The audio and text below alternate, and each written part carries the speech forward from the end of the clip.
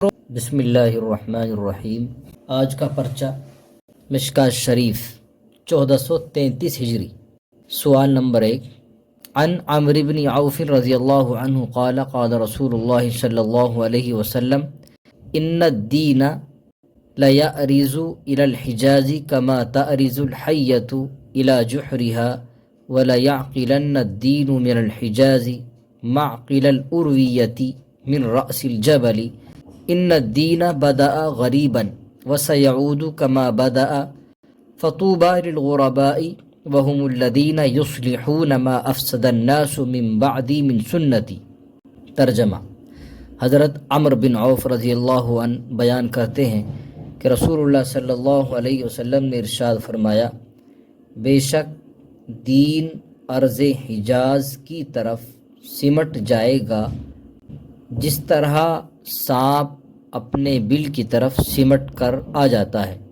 وَلَيَعْقِلَنَّ الدِّينُ مِنَ الْحِجَاز، اور دین حجاز میں اس طرح پناہ لے گا، مَعْقِلَ الْأُرْوِيَّةِ مِنْ رَأْسِ الْجَبَلِ، جس طرح بکری پہاڑ کی چوٹی پر پناہ لیتی ہے۔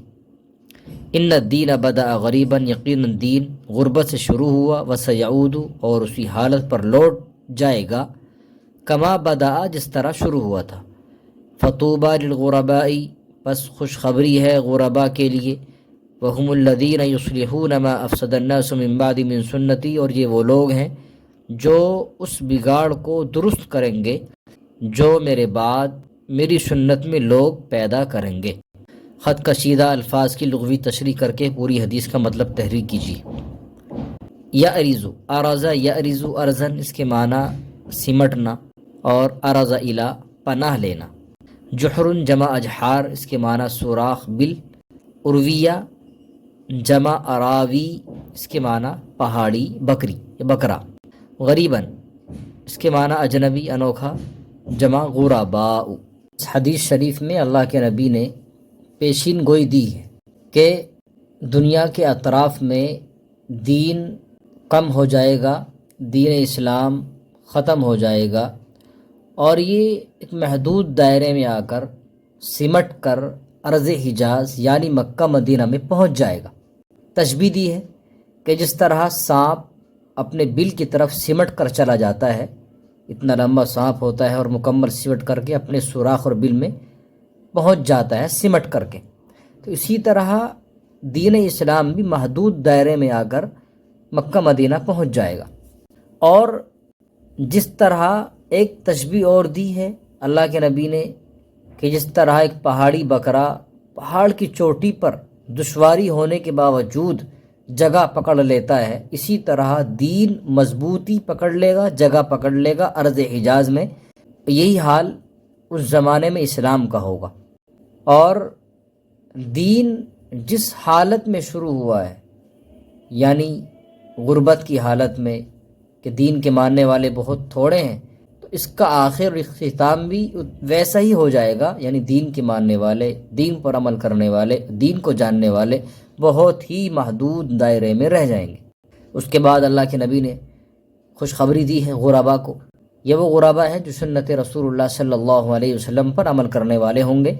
ان کے بارے میں بتایا جاتا ہے کہ وہ لوگ اس زمانے کے اندر جو لوگ دین اسلام میں اختراع، دین اسلام میں فساد، دین اسلام میں کمی زیادتی پیدا کرنے والے ہوں گے اور اس میں بگاڑ پیدا کرنے کی کوشش کریں گے، تو یہ لوگ ان میں اصلاح کرنے کی کوشش کریں گے۔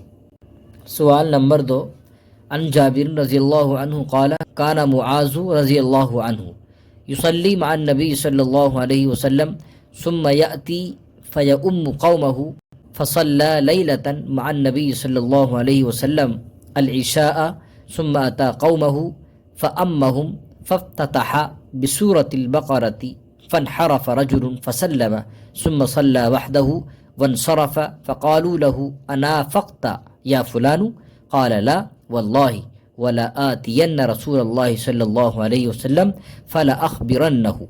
ترجمہ: حضرت جابر رضی اللہ عنہ سے روایت ہے، وہ فرماتے ہیں کہ حضرت معاذ رضی اللہ عنہ نبی صلی اللہ علیہ وسلم کے ساتھ نماز پڑھتے تھے، پھر آپ اپنے محلے میں آتے اور اپنے محلے کے لوگوں کو نماز پڑھاتے۔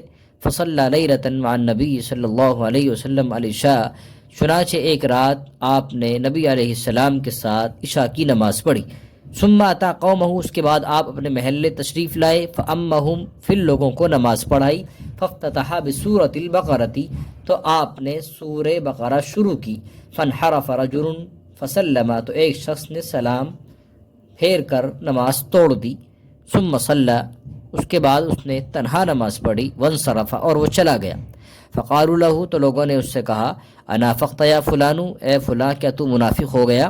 قال لا، اس نے کہا نہیں، واللہ ولا آتین رسول اللہ صلی اللہ علیہ وسلم فلا اخبرنہ، کہ خدا کی قسم میں ضرور اللہ کے رسول صلی اللہ علیہ وسلم کے پاس جاؤں گا اور میں ان کو اس بات کی ضرور خبر دوں گا۔ حدیث شریف سے معلوم ہوتا ہے کہ متنفل کے پیچھے مفترض کی اقتداء درست ہے۔ یہ کس امام کا مذہب ہے؟ دیکھیے، مذکورہ حدیث سے بظاہر تو یہی معلوم ہوتا ہے کہ کسی مفترض کا متنفل کے پیچھے اقتداء کرنا درست ہے، فرض پڑھنے والے کا نفل پڑھنے والے کے پیچھے اقتداء کرنا درست ہے۔ اور اسی ظاہری حدیث سے امام شافعی رحمہ اللہ نے استدلال بھی کیا ہے، اور ایک روایت کے مطابق امام احمد رحمہ اللہ بھی فرماتے ہیں کہ متنفل کے پیچھے مفترض کا اقتداء کرنا درست ہے، جائز ہے۔ ان کا کہنا یہ ہے کہ حضرت معاذ رضی اللہ تعالیٰ عنہ جب حضور کے پیچھے نماز پڑھتے تھے تو اس صورت میں تو آپ فرض ادا کرنے کی نیت سے پڑھتے تھے، اور بعد میں لوگوں کو نماز پڑھاتے تھے تو نفل ہو جاتی تھی، اور چونکہ وہ نماز نفل ہو گئی اور نفل نماز ہونے کے بعد لوگوں کو پڑھاتے تھے، اور ایک مقتدی نے آپ کی اسی وجہ سے حضور علیہ السلام کے دربار میں جا کر شکایت بھی کی اور آپ نے اس کو منع نہیں فرمایا، تو اس سے یہ بات ثابت ہوتی ہے کہ مفترض کا متنفل کے پیچھے اقتداء کرنا درست ہے۔ اس کے برخلاف امام ابو حنیفہ رحمہ اللہ کے نزدیک، اسی طرح ایک روایت میں امام مالک رحمہ اللہ کا مسلک بھی ہی ہے، اور امام احمد رحمہ اللہ کا مشہور نہیں، امام احمد رحمہ اللہ کا بھی یہی مسلک ہے کہ امام ابو حنیفہ رحمہ اللہ کے نزدیک مفترض کو متنفل کے پیچھے اپنی نماز ادا کرنا جائز نہیں۔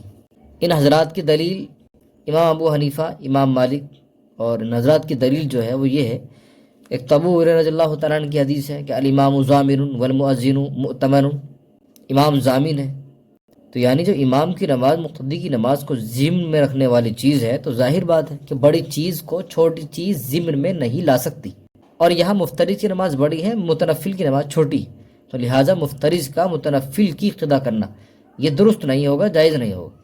دوسری دلیل امام ابو حنیفہ رحمہ اللہ صلاۃ خوف کی مشروعیت پر دیتے ہیں کہ وہاں پر جب دو گروہ ہو جاتے ہیں تو دو گروہ کو اگر ایسا ہو جاتا کہ مفترض کی اقتداء متنفل کے پیچھے درست ہو جاتی، تو یہ تو آسان شکل اس کی یہی بن سکتی ہے کہ ایک ہی امام دو گروہ کو نماز پڑھا دیتا، ایک کو نیت کے فرض کی نیت کے ساتھ اور دوسرے کو نفل کی نیت کے ساتھ۔ شوافع، یہ مذہب امام شافعی رحمہ اللہ کا ہے کہ مفترض کی اقتداء متنفل کے پیچھے درست ہے، اور اقتداء المفترض خلف المتنفل یہ حضرت امام ابو حنیفہ رحمہ اللہ کا مسلک ہے، جائز نہیں۔ ان حضرات کی دلیل آ گئی ہیں۔ مذکورہ حدیث کا کیا جواب دیتے ہیں یہ حضرات؟ تو اس کے جواب کچھ ہے۔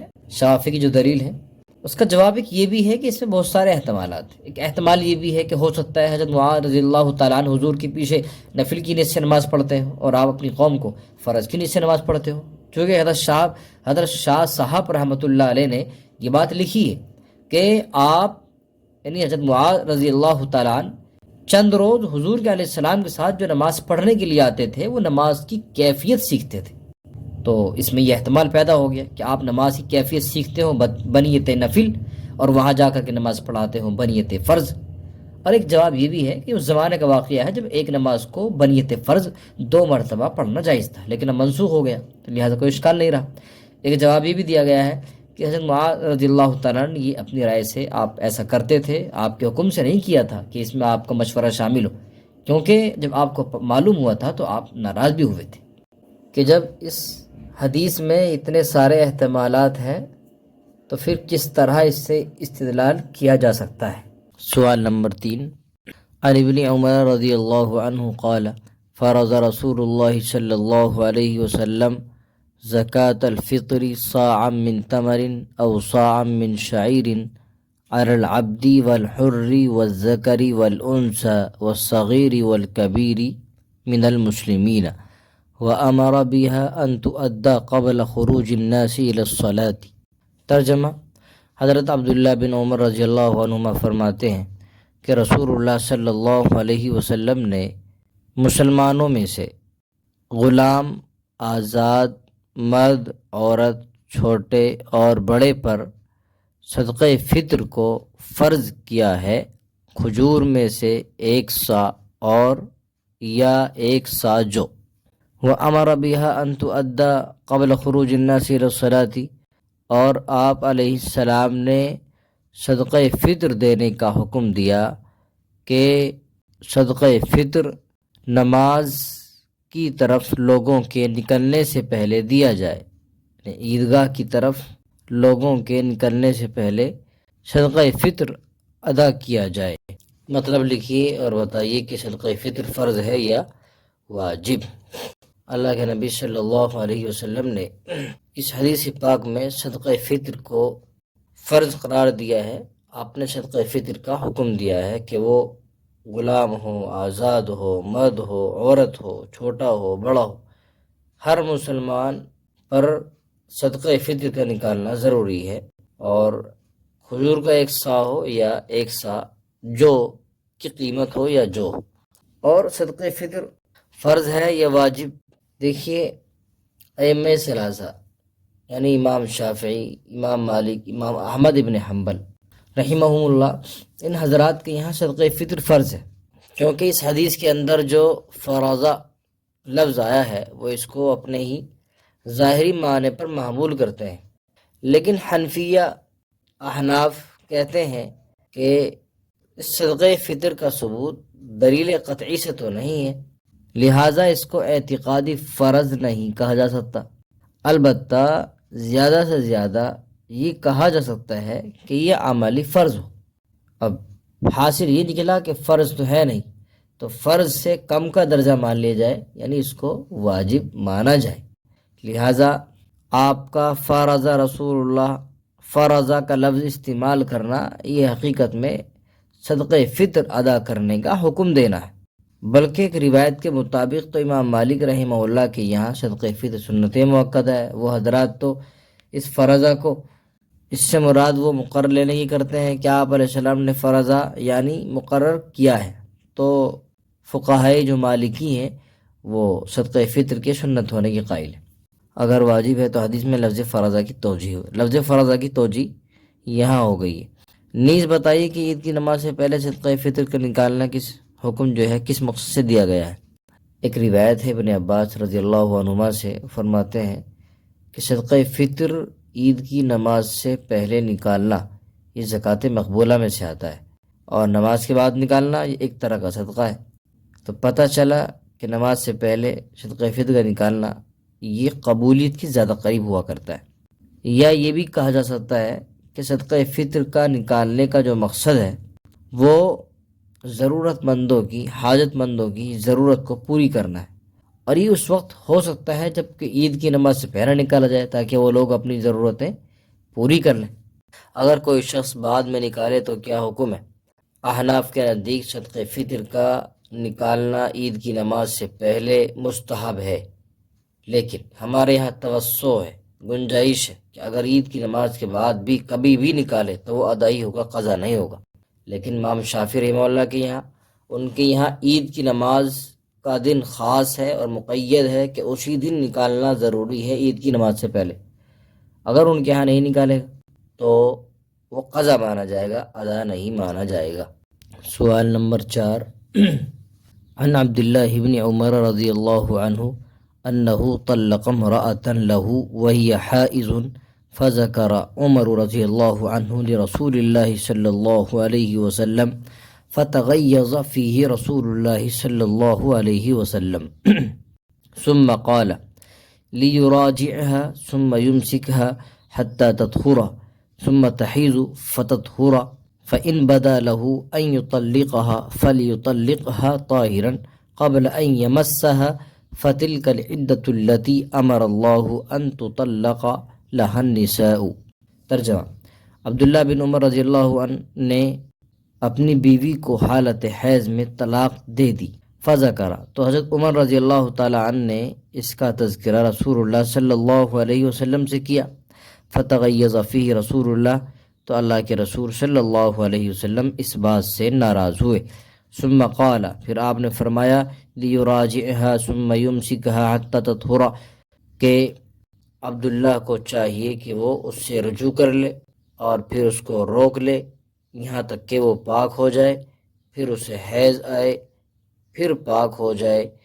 فَإِن بَدَا لَهُ، پھر اگر اس کو طلاق دینے کی ضرورت ہے، فَلْيُطَلِّقْهَا طَاهِرًا قَبْلَ أَن يَمَسَّهَا، تو اسے چھونے سے پہلے، اس سے جمع کرنے سے پہلے پاکی کی حالت میں طلاق دے دے۔ فَتِلْكَ الْعِدَّةُ الَّتِي أَمَرَ اللَّهُ، بس یہی وہ عدت ہے جس کے بارے میں اللہ نے حکم دیا ہے کہ اس میں عورتوں کو طلاق دی جائے۔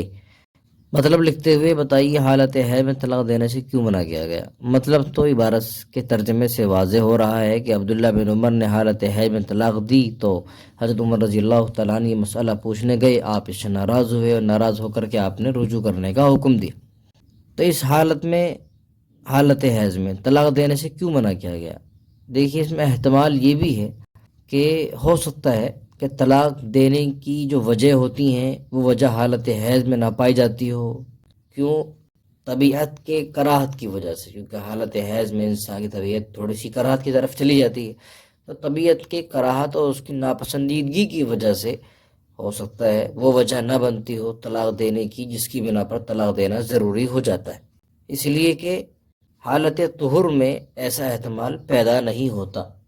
اور اس حالت میں طلاق دی گئی ہے، طلاق واقع ہوگی نہیں ہوگی؟ دیکھیے جمہور اور ائمہ اربعہ کے نزدیک مطلقاً طلاق دینا حالت حیض میں حرام بے شک ہے، لیکن طلاق واقع ہو جائے گی، کیونکہ یہ حدیث جمہور کی دلیل ہے اور اس کے اندر رجوع کرنے کا حکم دیا گیا، اور رجوع کرنا یہ طلاق کے بعد ہی ہو سکتا ہے، طلاق سے پہلے نہیں ہو سکتا۔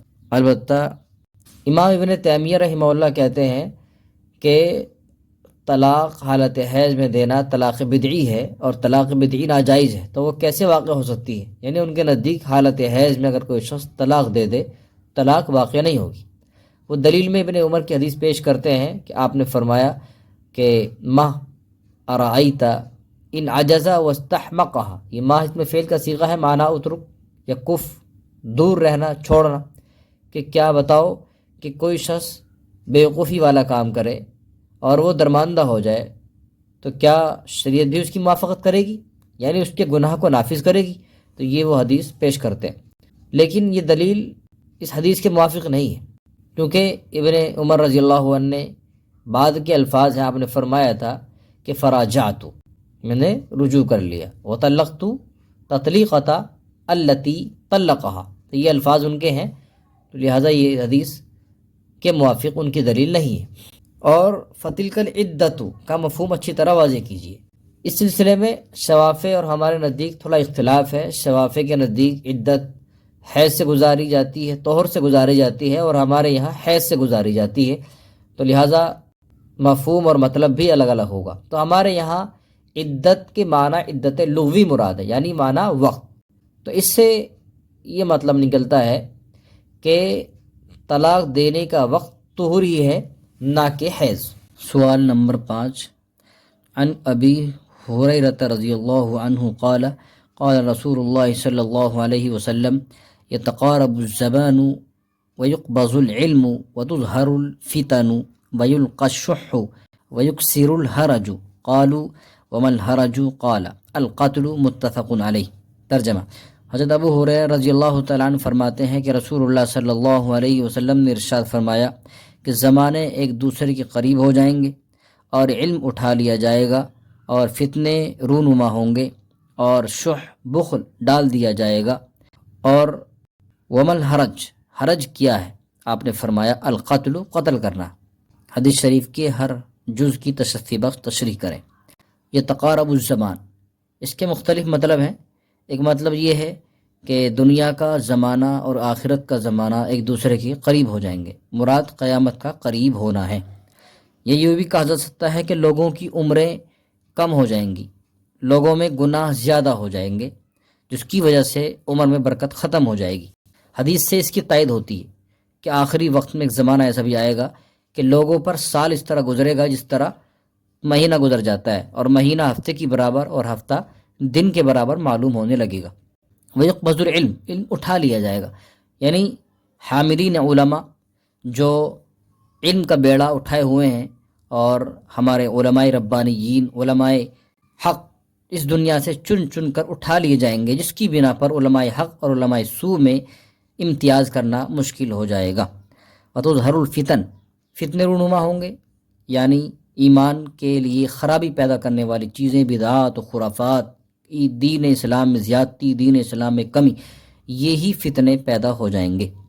اور شح، ان لوگوں کے اندر بخل اور کنجوسی کی خصلت ایک عام ہو جائے گی، یہاں تک کہ مال تجارت لین دین کرنے والے اپنے مالوں کو چھپا کر رکھیں گے، ضروری چیزوں کو فراہم کرنے پر اس سے انکار کر دیں گے اور اس کے لینے پر منع کر دیں گے۔ یہ ایک بخل اور کنجوسی کی عادت لوگوں میں پیدا ہو جائے گی۔ حرج زیادہ ہو جائے گا۔ حرج اس کے معنی ویسے تو فتنے میں پڑنا ہے اور جھگڑنا، اور چونکہ اللہ کے نبی نے حرج کے معنی قتل بتائے ہیں خاص طور پر، کیونکہ لوگوں کے خاص طور سے مسلمانوں کے انتشار اور ان کے آپسی اختلاف اور آپسی اچھے اور برے کاموں کی تمیز نہ ہونے کی وجہ سے، تمیز کے مفقود ہو جانے کی وجہ سے خوریزی اور قتل و غارت گری کا سلسلہ عام ہو جائے گا۔